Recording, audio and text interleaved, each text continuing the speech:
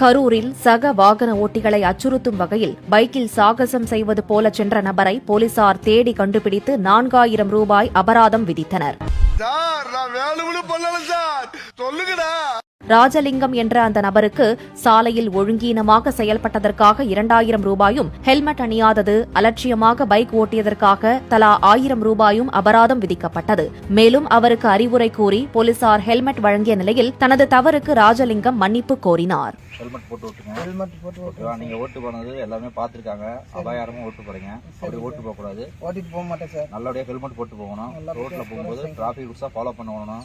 ஓகேங்களா? படுத்துட்டு ஓட்டுறது, காலை தூக்கி பின்னாடி வைக்கிறது, அது மாதிரி ஓட்டக்கூடாது. நீங்க ஓட்டுறதால உங்க உயிருக்கும் பொதுமக்கள் பக்தர்களுக்கு நடந்து சாலையில போறவங்களுக்கும் பாதிப்பு ஏற்படும்.